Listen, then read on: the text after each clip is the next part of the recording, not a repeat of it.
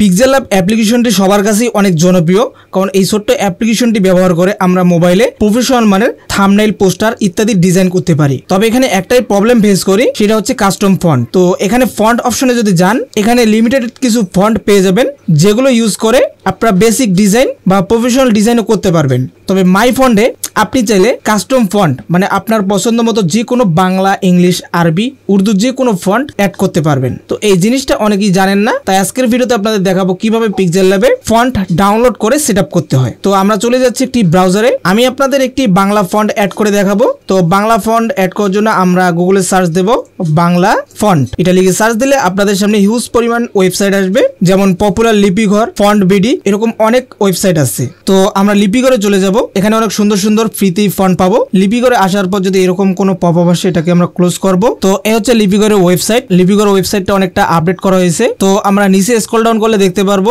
Free font এবং premium font. তো আমরা যেহেতু ফ্রিতেই ডাউনলোড করব, তাই ফ্রি ফন্টে ক্লিক করব।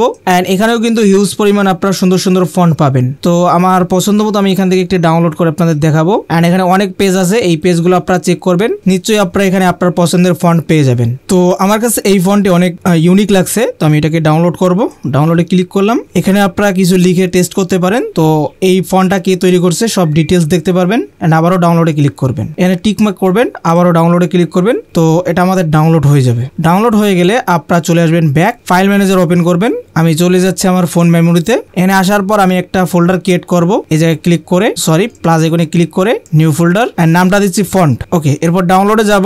যে ফন্টটা আমরা ডাউনলোড করলাম সেটাকে চেপে ধরে মুভ করব এন্ড ফন্ট ফোল্ডারে নিয়ে যাব। ওকে, এরপর ব্যাক যাব, ফন্ট ফোল্ডারে যাব। এটা জিপ ফাইল আকারে থাকবে, এটাকে আনজিপ করতে হবে। একবার ক্লিক করব, তারপর এক্সট্রাক্ট ফাইলে ক্লিক করব, আবার ওকে, এন্ড এটা এক্সট্রাক্ট হয়ে যাবে। এরপর ব্যাক করব, তারপর দেখতে পারবো এই ফাইলের নামে একটা ফোল্ডার আসবে, এটাতে যাব। এখানে দেখতে পারবো তিনটা ফোল্ডার, ইউনিকোড এবং ANSI। ঠিক আছে, তো ইউনিকোড কিন্তু আমরা পিক্সেল ল্যাবে ব্যবহার করতে পারবো, আর ANSI এগুলো অনেক সফটওয়্যারে সাপোর্ট করে, আবার করে না। তো আমরা ইউনিকোডটা ব্যবহার করবো। ঠিক আছে, তো এবার আমরা চলে যাচ্ছি ব্যাক এন্ড পিক্সেল ল্যাব অ্যাপসটি ওপেন করব। নতুন টেক্সটটা আমরা এডিট করব ডাবল ক্লিক করে। এখানে আমি বাংলা লিখে দিচ্ছি। তো এটা আমি লিখে দিলাম।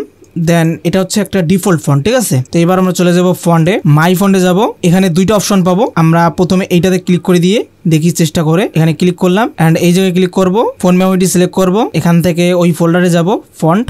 ওকে, এই ফোল্ডারের ভিতরে যাব, ইউনিকোডে যাব এন্ড এই দুইটাকে এভাবে চেপে ধরে সিলেক্ট করব। তো দেখতেই পাচ্ছেন চলে আসলো কিন্তু আমাদের ফন্ট। এবার যদি আমি অ্যাপ্লাই করি, দেখুন আমাদের লেখার স্টাইলটা পরিবর্তন হয়ে গেছে। দেখুন এখন আমরা টেক্সটের কালারটা পরিবর্তন করতে পারবো। তো এভাবে আপনারা যে কোনো ফন্ট, আরো অনেক ফন্ট আপনি সেম ভাবে ডাউনলোড করে অ্যাড করতে পারবেন পিক্সেল ল্যাবে, এবং আপনার ডিজাইনকে আরো সুন্দর এবং প্রফেশনাল করতে পারবেন। তো এই ছিল আজকের ভিডিও। যদি ভালো লাগে অবশ্যই লাইক কমেন্ট করবেন, যারা এখনো চ্যানেলকে সাবস্ক্রাইব করেন অবশ্যই করে দিবেন। তো সবাই ভালো থাকবেন, সুস্থ থাকবেন, আল্লাহ হাফেজ।